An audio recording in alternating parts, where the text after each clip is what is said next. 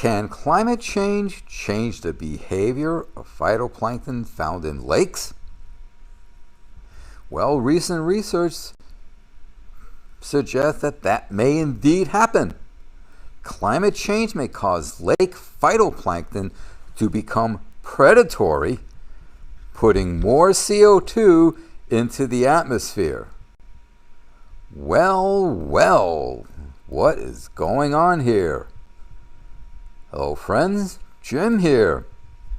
This is really fascinating, folks. Wait to get a load of this one. So let's take a look at this. And what we have here is called mixoplankton. I'll explain what that is momentarily. And these are the phytoplankton. Mixoplankton under a microscope. Phytoplankton DNA has been dyed blue. See that right here. And we can see that here. So these three photos are taken on a specific wavelength. This is under the overall, basically, visible wavelength, right? What we would normally see under the light microscope. This is when you put in frequency filters in there to see specific parts of the spectrum, specific wavelengths. So this is the DNA of the phytoplankton. Red indicates the photosynthetic chloroplast. And we see that here. And we can see that here, though it probably looks a little more orangey. Remember, plants look green because that's the wavelength that's not absorbed. That's reflected. Basically, if you look at the electron transport chain system, what gets activated are in the red and the orange and the yellow parts of the spectrum. So they absorb red, they reflect green. And then what are these little green dots that we see here, these little green specks? Those are the consumed bacteria, right? Bacteria. These are all bacteria. So you got all these little bacteria. You got the chloroplast. You got the nucleus with the genetic material, the DNA material. You have it. And here's your scale, 6 microns. This probably looks like about a centimeter or so. So, taken across, this could be like a 20 micron across the phytoplankton, whereas the bacteria are about 1.5 microns. So what is happening? Okay, and we know that planktons are these tiny organisms that are found everywhere, salt, fresh water. They account for about half of the photosynthesis on the planet. Remember, when you take a look at, when you consider the prokaryotic organisms and the single-cell eukaryotic organisms, they account for the bulk of the biomass of life on the planet.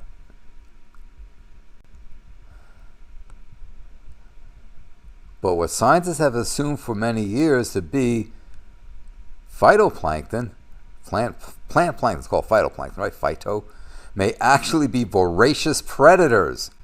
Ooh. In lakes, plankton prey on single-cell bacteria that are in turn responsible for recycling nutrients that keep lake food webs functioning. I am a researcher. Who is this person? This person is Beatrix Beisner. And she studies phytoplankton and zooplankton. Zooplankton, of course, is animal plankton. So in her lab, they focus on factors influencing the biodiversity and the functioning of plankton communities, and of course, including climate change and pollutants into lakes. So they've begun to examine bacterial feeding by phytoplankton, researching how, when they do it, how various environmental conditions might affect this activity. Of course, they are energy transformers, right? You take sun energy and you transform it into chemical energy, which is consumed, you go up the food chain, etc.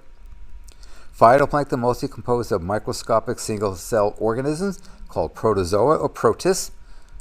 This refers to their initial identification as primitive animals. The suffix zoa having the same root as zoo, zoo. They're small, but they're often very mobile. Sometimes they're covered in flagella, sometimes they have cilia. The flagella tend to be much longer than the cilia, and usually might be just one or two of such things, where cilia have, it's like fine hair, if you will. They're not hair, but it's like hair-like, covering the entire cell membrane. Think paramecium, think euglenia, type of single-cell protist that has a flagella. Phytoplankton were initially identified as free-living, non-parasitic protozoa getting energy through photosynthesis. They use specialized cellular machinery called a chloroplast, right? So consider this a review of High School Biology 101 that allows them to convert light energy into glucose using water and carbon dioxide. A bunch of chemical steps along the way, but that's a quick synopsis. And the light energy takes place here in the chloroplast. Phytoplankton release oxygen in this process, an important reason as to why the Earth has a breathable atmosphere, right? 55 to 80% of atmospheric O2 comes from phytoplankton. And phytoplankton in the ocean are declining, and we're measuring a decline in atmospheric oxygen. By photosynthesizing, phytoplankton in lakes and oceans are an important part of the battle against climate change, as the so-called primary production reduces CO2 in the atmosphere. Plus, as I've discussed with you before, phytoplankton release DMS, which is basically aerosols that help regulate the planet's temperature. To photosynthesize, phytoplankton also need nutrients like nitrogen and phosphorus. These are the primary components of fertilizer used in agriculture and gardens, and they are essential to phytoplankton. These nutrients can be lacking in lakes, especially more pristine lakes. Yes, show me a pristine lake and I'll show you an oligotrophic lake, because there's no damn nutrients in the lake, and so you can't drive phytoplankton productivity. There can also be a lack of light for photosynthesis for phytoplankton living deeper in lakes. In both instances, it appears that some phytoplankton species can switch to preying on other organisms as a food source. There you go. Switch to preying. Now, there are all different types of lakes. You have dimictic lakes. Di refers to two, mictic refers to mixing. Oh, and what did I say at the outset? Mixoplankton, a mixed type of plankton. Right? The typical temperate lake is dimictic. You have two overturnings per year, one in the springtime and then one in the autumn, with stratification setting up in the summer and winter time. Usually the turnover is from top to bottom. Sometimes you can have monomictic lakes, which have just one mixing a year. You can have meromictic lakes, where the mixing does not go from top to bottom, so that you end up with some sort of hypoxic or anoxic layer at the bottom. You can even have amictic lakes, where there is no mixing at all. You have like permanent, there's no breakdown, permanent thermocline. So I did a deep dive video called all about stratification, mixing, and overturn. You might want to check that out. I explain that all in gory detail. So in addition to behaving like plants, many phytoplankton species can be predatory. Ecologists refer to these types of phytoplankton as mixoplankton. And that comes from a longer name of mixotrophic phytoplankton. meaning they consume resources in a mixed way. In this case, using photosynthesis, autotrophy, and by consuming bacteria, heterotrophy. Myxoplankton consume bacteria using a process called phagocytosis. You might remember this is how amoebas feed. They come upon a food particle, and through how the cytoplasm moves about, they extend a pseudopod, and the pseudopod then surrounds this food particle, and then the cell membranes then enclose around each other, pinch off, and then the food particle is trapped inside what is then formed a food vacuole, in which case it's then digested so that the amoeba gets its nutritional requirements. Phagocytosis is that process of extending the cytoplasm around the food particle, in this case the bacteria, to trap it, bring it inside the single cell organism where it's then digested. So they modify the cell membrane to completely engulf the prey bacterium, enclosing it within the cell, as I just described. This package pinches off inside the cell, forming a food vacuole, and digestion takes place. A recent proposition. Now, the prey represents a package loaded with nutrients that the phytoplankton may not be able to otherwise obtain from the lake environment. So, very important for them to consume that. A recent proposition suggests that myxoplankton may, quote unquote, farm bacteria. One of the most essential compounds that bacteria rely on for their growth is carbon, but they seem to prefer carbon that is released in a highly dissolved organic form by photosynthesizing phytoplankton. Thus, while photosynthesizing, myxoplankton release carbon that helps the bacteria nearby grow better. But when photosynthetic activity is limited by light or nutrients, the same mixotrophic phytoplankton may then harvest those nearby cultivated bacteria to keep growing.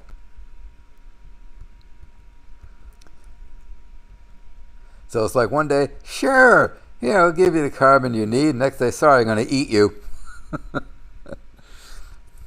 So basically, it's dual strategies. So aquatic ecologists suspect that the myxoplankton strategy is mostly favored when light or nutrients are limited, but research shows that myxoplankton may consume prey at higher temperatures. Oh.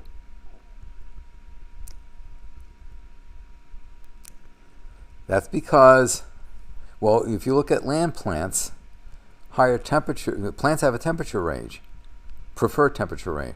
If it gets too high, then they're not going to want to open up the stomata to bring in the gases because they'll lose water vapor. I did a video about that with the problem with the stomata.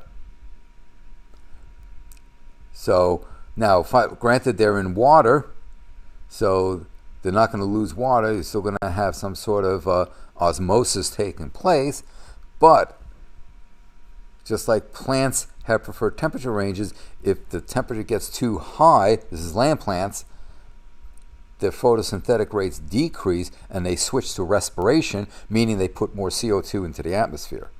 It sounds like the water gets too warm for the myxoplankton, they're not going to photosynthesize. Seems to be what they're implying. And if they're not going to photosynthesize, they're going to eat bacteria and they're going to release more CO2. They're going to release more carbons. So part of her research is to see in which lakes we expect to see myxoplankton as which approach, which strategy they prefer.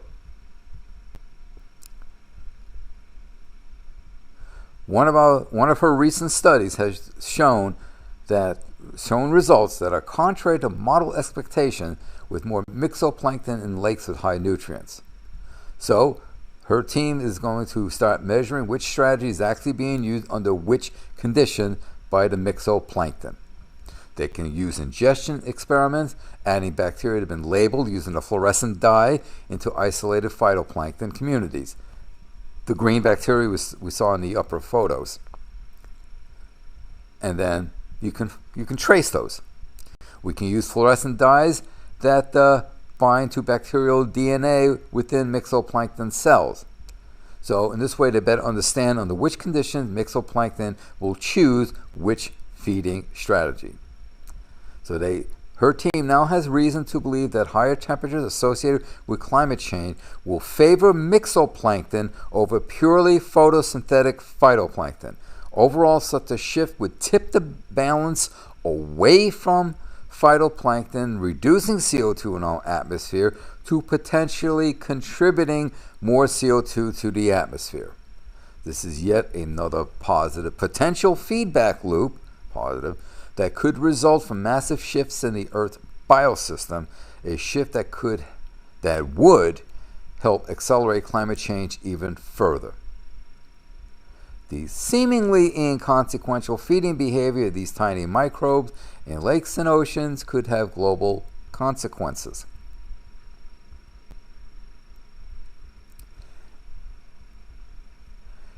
Wow. This is interesting. And it goes to show you how slight perturbations can lead to drastically different results. So, poor light, poor nutrient conditions, high temperatures can elicit a response in myxoplankton where they consume bacteria. They become predators. So instead of drawing down CO2, it's dissolved in the water, but as they draw it into the cells, it creates a potential difference that could allow for more drawdown CO2 from the atmosphere, more diffusion in. But now, if they switch to predation, they're not drawing down the CO2, they're not utilizing what's in the water, what's dissolved in the water, so it can't draw it down from the atmosphere, but now they turn and put CO2. They released carbon. And with warmer waters, the gas solubility drops, and now you're going to start having more of that carbon outgassing. That's the scenario that they are implying, that I see happening. Fascinating and troubling at the same time. Thank you for your time. We'll talk soon.